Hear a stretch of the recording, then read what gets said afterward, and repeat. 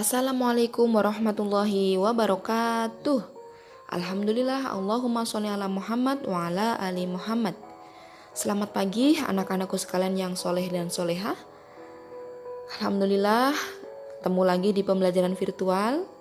Mudah-mudahan semua dalam keadaan sehat dan tetap semangat untuk mengikuti pembelajaran hari ini. Hari ini kita masih belajar matematika ya. Ke Karawang pagi-pagi. Kita masih belajar bangun ruang lagi. Naik bus jalannya mentok. Pindah jalur ke pesawat terbang. Kalau kemarin kita belajar kubus dan balok, hari ini kita belajar prisma layang-layang. Asik. Hari ini kita belajar satu bangun ruang lagi, yaitu layang-layang ya, prisma segi 4 yang beralaskan layang-layang. Ya. Kemarin di semester 1 belum Ibu berikan materi ini, makanya nanti silahkan kalian perhatikan baik-baik karena ini agak sedikit butuh pemahaman yang ekstra, karena nanti kita akan mencari sisi miring terlebih dahulu dengan rumus teorema Pitagoras. Oke, sebelum kita memulai pembelajaran, marilah kita berdoa supaya Allah mudahkan kita dalam pemahaman. Bismillahirrahmanirrahim.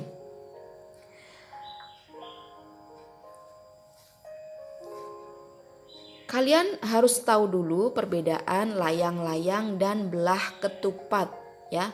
Semuanya adalah sama-sama segi 4, akan tetapi ada perbedaan antara layang-layang dan belah ketupat walaupun sekilas sama ya. Untuk layang-layang, perhatikan layang-layang artinya prisma layang-layang ini artinya alas dan tutupnya berbentuk layang-layang. Kalau anak laki-laki mungkin sudah paham betul ya bentuk layang-layang seperti apa. Nah, bagi perempuan mungkin yang belum terlalu memahami bentuk layang-layang, seperti itu bentuk layang-layang. Jadi sisi miring yang bagian atas itu lebih pendek dari yang bawah, begitu kan ya kalau layang-layang. Perbedaannya antara layang-layang dengan belah ketupat yang mendasar adalah kalau pada layang-layang, perhatikan, salah satu diagonal sisi tidak membagi 2 sama panjang. Perhatikan garis diagonalnya. Garis diagonal itu garis yang tengah ya. Garis yang tengah yang membagi 2 sisi. Di situ ada garis titik-titik biru. Perhatikan baik-baik, ada garis titik-titik biru, garis putus-putus biru, dan garis putus-putus orange. Itu adalah diagonal sisi layang-layang. Nah, ada 2 diagonal. Yang diagonal garis putus-putus biru itu membagi kedua sisi sama panjang. Ya, perhatikan, garis putus-putus biru membagi kedua sisi sama panjang. Kemudian untuk garis titik-titik oranye atau garis yang putus-putus pada layang-layang yang berwarna orange itu tidak membagi 2 sama panjang. Paham ya? Nah, contohnya ini nih. Ini garis titik-titik ini yang biru, bagian sini perhatikan tanda panahnya. Perhatikan baik-baik tanda panahnya. Bagian sisi ini yang ada tanda panahnya dengan sisi yang sebelah sini yang ada tanda panahnya itu sama panjang. Jadi kalau misalnya garis diagonalnya 10, maka itu 5 dan 5. Kalau panjang diagonalnya itu 20, maka yang sisi sebelah 1 10 dan sebelahnya 10 sama panjang. Ingat ya. Kemudian kalau garis diagonal yang satunya yang berwarna orange, antara di sini perhatikan tanda panahnya yang atas ya. Antara garis yang dibagi 2 yang atas dengan yang sebelah sini, perhatikan tanda panahnya itu tidak sama panjang kan ya. Yang atas lebih pendek daripada yang sebelah kanan lebih pendek daripada yang sebelah kiri. Nah, itu kalau pada layang-layang. Ya. Sementara untuk belah ketupat Nah, kita ini perbedaannya dulu ya. Kalau untuk belah ketupat, kedua diagonalnya membagi dua sisi sama panjang. Ya, perhatikan yang putus-putus biru membagi dua sama panjang, kanan dengan kiri. Kemudian yang putus-putus orange pada belah ketupat ya, yang sebelahnya, bangun sebelahnya, itu juga sama panjang. Oke, paham ya? Perhatikan yang titik-titik biru sebelah sini, tanda panahnya yang belah ketupat.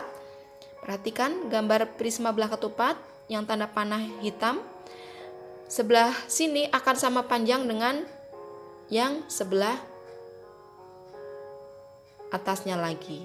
Kemudian yang orange, garis putus-putus orange juga sama. Ya, sebelah sini akan sama panjang dengan yang sebelah sini. Maka kalau diagonalnya 12, ya dibagi 2 ya berarti 6 dan 6. Kemudian kalau misalnya diagonalnya 30 berarti ya 15 dengan 15. Itu untuk perbedaan prisma layang-layang dan prisma belah ketupat. Kemudian kalau belah ketupat, keempat sisi miringnya itu sama ukurannya. Keempat sisi miringnya itu sama ukurannya. Di situ pada prisma belah ketupat, perhatikan gambarnya pada prisma belah ketupat. Pada prisma belah ketupat, sisi miring yang dilambangkan dengan huruf S, sudah lihat huruf S? Ya, dilambangkan dengan huruf S itu sama panjang. Sedangkan pada layang-layang itu tidak. Layang-layang itu yang bagian ada yang bagian lebih pendek dan ada yang bagian lebih panjang untuk sisi miringnya. Ya, kalau pada belah ketupat itu sama ukurannya. Oke ya. Nah, yang tadi garis putus-putus biru dengan putus-putus orange itu disebut dengan diagonal 1 dan diagonal 2. Garis putus-putus biru diagonal 1, garis putus-putus yang orange itu diagonal 2. Baik pada layang-layang maupun belah ketupat itu sama, ada 2 diagonal. Ya. Kemudian karena nanti diagonalnya ini membentuk garis yang tegak lurus, membentuk siku-siku, maka nanti untuk mencari sisi miringnya nanti pakai teorema Pythagoras. Rumusnya adalah sisi miring sama dengan itu A kuadrat ditambah B kuadrat, artinya sisi sebelahnya dikuadratkan dengan sisi satunya lagi. Ini sebenarnya untuk rumus teorema Pythagoras nanti akan kalian pelajari lebih lanjut ketika kalian sudah di sekolah lanjutan atau di SMP ya. Jadi Ibu berikan sebagai stimulus aja atau ini karena ketika kita sudah masuk ke bangun layang-layang dan belah ketupat itu harus tahu teorema Pythagoras. Oke, berikutnya masuk pada rumus. Luas layang-layang dan belah ketupat. Terlebih dahulu ya, luas layang-layang dan belah ketupat. Yang tulisannya berwarna ungu. Luas layang-layang dan belah ketupat itu sama. Rumusnya sama. Paham ya? Rumusnya sama, yaitu setengah kali diagonal 1 kali diagonal 2. Atau karena setengah kali maka diagonal 1 kali diagonal 2 dibagi 2. Itu sama aja. Mau pakai rumus yang atas atau yang bawah itu hasilnya sama. Paham ya? Ibu ulangi lagi untuk luas layang-layang dan belah ketupat. Ini luas bangun datar layang-layang loh ya, bukan untuk luas permukaan prisma. Nanti ada lagi ya. Ini adalah rumus dasar bangun datar. Ini harusnya didapat di kelas 4 kalau tidak salah kalian ya. Luas sama dengan setengah kali diagonal 1 kali diagonal 2. Atau bisa dicari dengan diagonal 1 kali diagonal 2 dibagi 2. Itu untuk luas layang-layang dan belah ketupat. Rumusnya sama. Kemudian untuk kelilingnya berbeda. Kenapa berbeda? Ibu selalu bilang keliling itu adalah mengelilingi, berarti garis pinggirnya. Sementara tadi di depan garis pinggirnya antara belah ketupat dan layang-layang itu berbeda. Kalau belah ketupat, garis pinggirnya berarti kan sisi miringnya yang tadi dilambangkan dengan huruf S itu adalah sama panjang. Sementara untuk layang-layang ada 2 garis yang pendek dan 2 garis yang panjang. Ya, maka rumusnya berbeda. Sebenarnya sama sih, ditambah juga gitu. Tapi kalau untuk keliling layang-layang itu bisa di2 kalikan. Ya. Sebenarnya sama, konsepnya sama, tetapi lebih disederhanakan tapi kalau pemahamannya mudah-mudahan semuanya paham ya. Kalau keliling itu garis pinggir dijumlah semuanya ya. Perhatikan untuk keliling belah ketupat terlebih dahulu. Di situ ada belah ketupat A, B, C, D dengan diagonal 1 yang dari A ke C itu diagonal 1, kemudian diagonal 2-nya dari B ke D. Kemudian sisi miringnya dilambangkan dengan huruf S. Maka karena S ini nanti keempatnya sama, maka rumusnya keliling sama dengan 4 kali sisi. Ya. Keliling sama dengan 4 kali sisi atau S1 ditambah S2 ditambah S3 ditambah S4. Seperti itu untuk keliling belah ketupat. Karena sama maka diringkas menjadi 4 kali sisi. Atau sisi miring ya, maksudnya bukan ini 4 kali sisi miring. Berikutnya untuk keliling layang-layang. Perhatikan gambarnya, ada layang-layang A, B, C, D. Di mana ada diagonal 1 yaitu AC, diagonal 1 yaitu garis titik-titik dari A ke C, kemudian diagonal 2 garis putus-putus dari B ke D. Perhatikan antara AD ya, AD, sisi AD itu sama dengan sisi DC. Paham? Sisi AD sama dengan sisi DC. Kemudian sisi AB sama panjang dengan sisi AB sama panjang dengan sisi BC ya. Maka untuk keliling layang-layang, kelilingnya rumusnya sisi AD ditambah dengan sisi DC ditambah dengan sisi BC ditambah dengan sisi BA. Itu untuk keliling layang-layang ya. Belah ketupat juga sebenarnya sama, S tambah S tambah S tambah S, hanya diringkas 4 kali sisi. Paham ya? Mudah-mudahan bisa dipahami. Perhatikan baik-baik perbedaannya antara layang-layang dengan belah ketupat. Rumus luas bangun datarnya sama, diagonal 1 kali diagonal 2 dibagi 2. Oke, sekarang masuk. Nah, ini yang Ibu tadi sampaikan. Ibu berikan tipe-tipe teorema Pitagoras. Sebenarnya ini ada rumusnya ya. Rumusnya itu ini ada sisi tegak, kemudian sisi alas dan sisi miring. Pokoknya begini. Karena ini pembelajaran virtual, nanti kapan-kapan kalau misalnya ada waktu Ibu kasih penjelasan tentang bagaimana cara menghitung sisi miring pada teorema Pitagoras.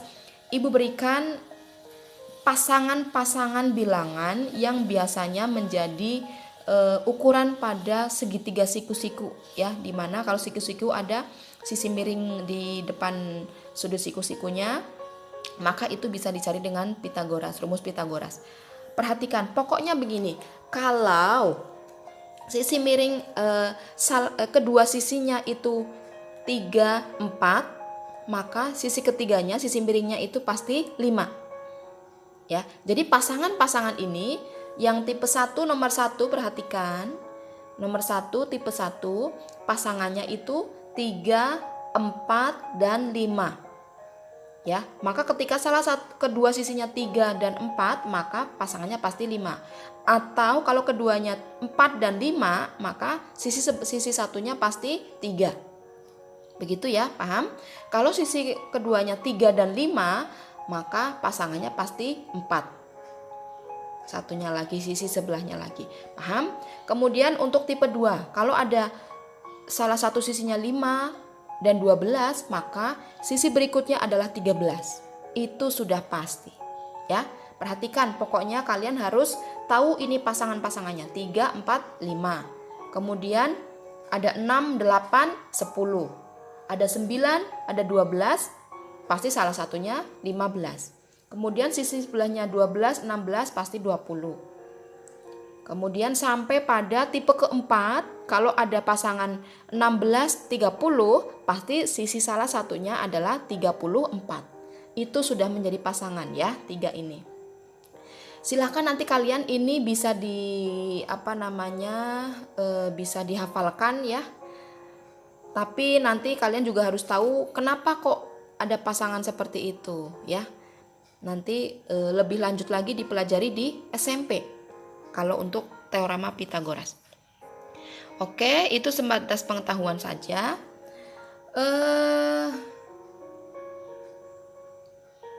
Sekarang mencari luas permukaan untuk prisma layang-layang.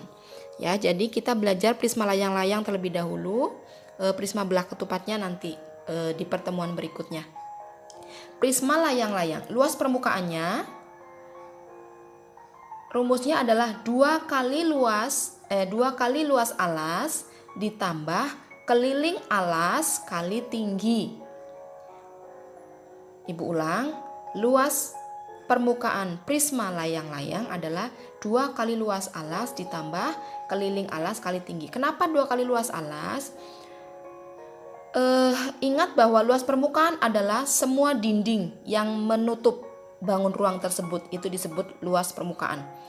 Karena di sini ada 2 bangun berbentuk layang-layang, yaitu alas dan tutup. Ya, alasnya yang bawah dan tutupnya yang atas itu berbentuk layang-layang, maka untuk mencari luasnya dikalikan 2. Jadi 2 kali luas layang-layang. Kemudian keliling alas kali tinggi. Nah, ini memang untuk luas permukaan itu rumusnya 2 kali luas alas ditambah keliling alas kali tinggi. Keliling alas adalah tadi keempat sisi miring layang-layang itu dijumlahkan. Ya, keempat sisi miring layang-layang dijumlahkan antara kedua sisi yang pendek dengan kedua sisi yang panjang, itu dijumlahkan. Kemudian dikalikan tinggi.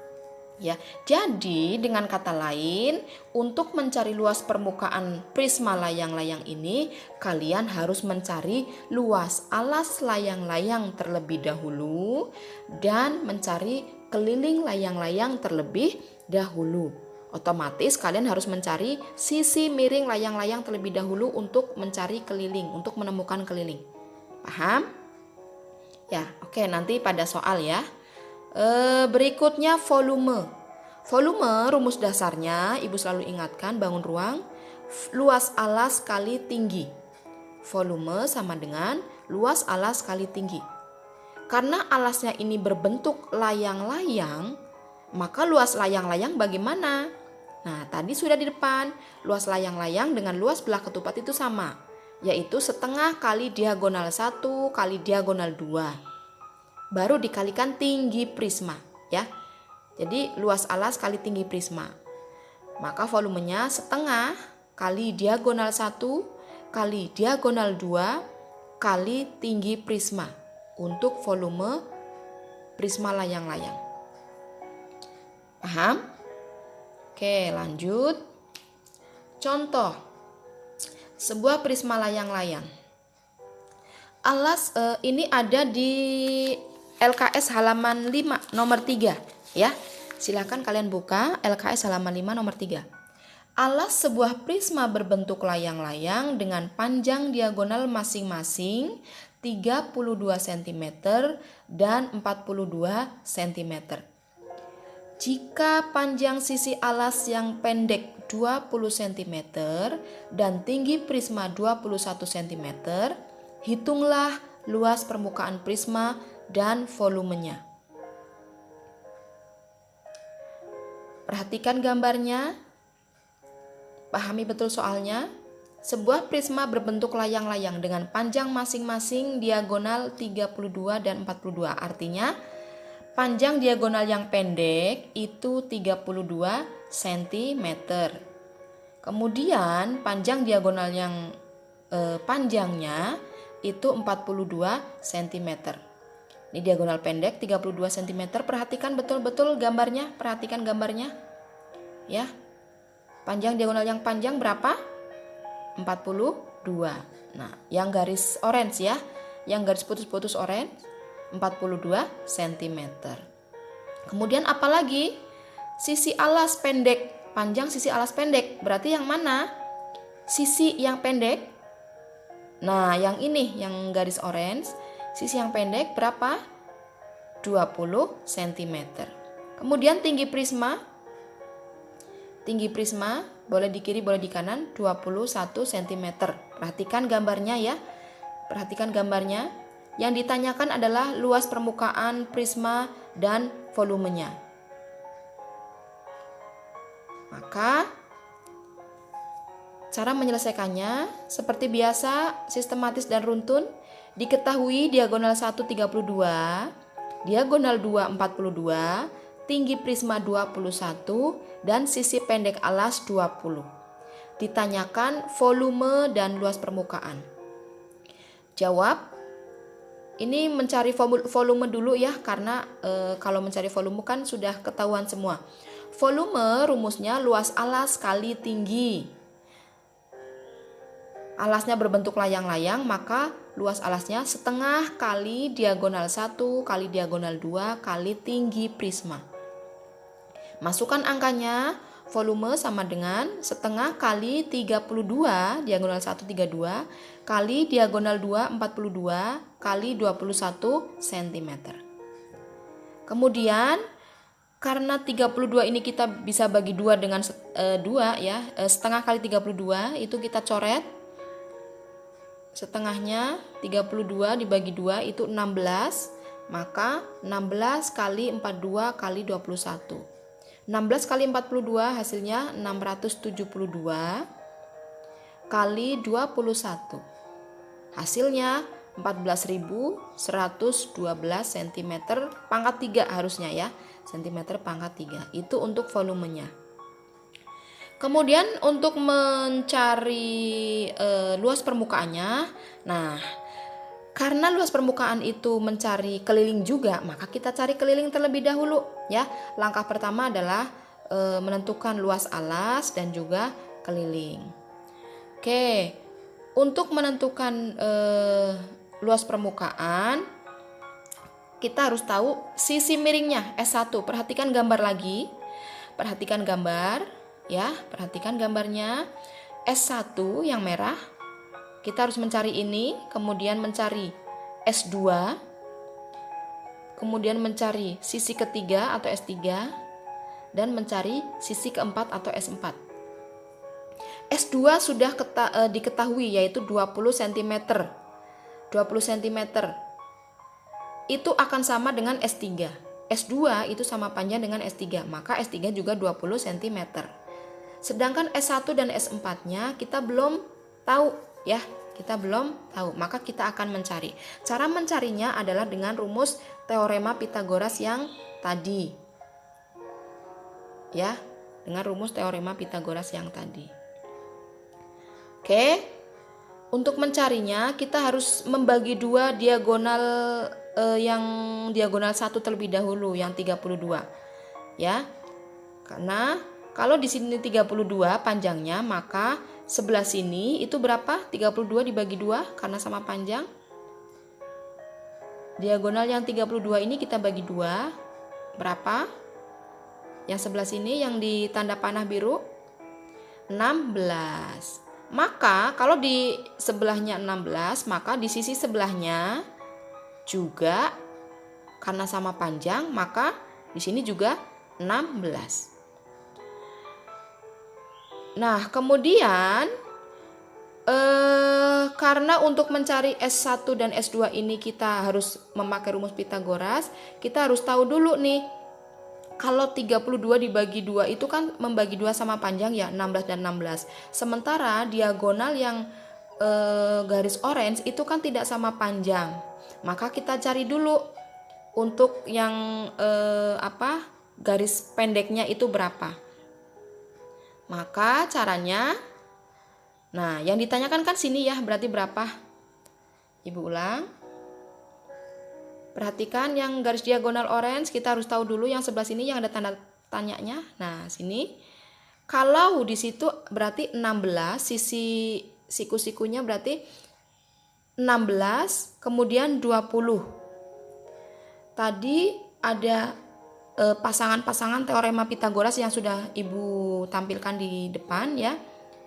Kita cari antara 16 dengan 20 itu pasangannya berapa ya. 16 dan 20 itu pasangannya berapa? Kita harus kembali lagi ke tabel yang tadi ya. Agak lama nih kembalinya, sebentar. Tadi pasangannya 16 dan 20 ya. Kita akan cari pasangannya. Ibu lupa hyperlink tadi ya. 16 dengan 20 pasangannya berapa? Nah, di sini. Perhatikan, ada tidak yang pasangan 16 dengan 20? Ada yang ketemu? Pasangannya berapa? Cari 16 dengan 20. Iya, yang di nomor 4. Perhatikan, nomor 4 tipe 1. Yang di kotak kuning ya, yang di kotak kuning nomor 4. Pasangannya 16 dan 20 kan, maka sisi satunya adalah 12 ya. Jadi pasangannya adalah 12. Paham ya? 16, 20, ya, pasangannya adalah 12. Ayo kita kembali lagi. Mohon maaf Ibu lupa hyperlink ininya. Agak lama ya, sebentar. Tadi pasangannya adalah 12 ya. Maaf agak sedikit error.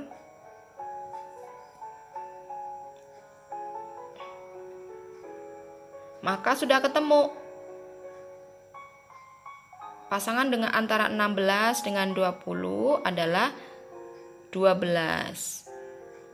Nah, jadi Ibu pindah ke atas saja ya. Ibu pindah ke atas. Karena kan sama ya atas dengan bawah. Nah, berarti ketemu 12 nih sisi yang sebelah pendeknya ya. Maka kalau tadi diagonalnya itu kan panjangnya 42 cm. Sudah diambil 12 untuk yang bagian pendeknya, maka sisanya berapa? 42 dikurangi 12. Maka garis yang sebelah sini, diagonal sebelah sini adalah panjangnya 30. Jadi ketika dijumlahkan, 30 ditambah 12 itu 42. Kemudian kita cari S1-nya nih. Ya, kita cari S1-nya. Tadi diagonal yang satu itu membagi 2, di sini kan 16 ya. Sekarang ke atas ya, pindah ke bagian atap karena yang bawahnya itu sudah penuh, pindah ke bagian tutup. 16 dan 30 kita cari S1-nya. Pasangannya berapa? 16 dengan 30. Nanti bisa dilihat lagi ya di tabel. Pasangannya adalah 34. Maka ketemunya S1 adalah 34. Nah, kalau sudah ketemu seperti ini, maka S4-nya juga 34 sama ya. S1, S2, S3 dan S4 sudah ketemu angkanya. Setelah itu langsung kita ke luas permukaan. Untuk mencari luas permukaan itu ada 3 tahap. Yang pertama mencari luas alas, kemudian mencari keliling alas. Luas alas itu setengah kali diagonal 1 kali diagonal 2. Masukkan angkanya setengah kali diagonal satunya berapa? 32 kali diagonal 2-nya 42.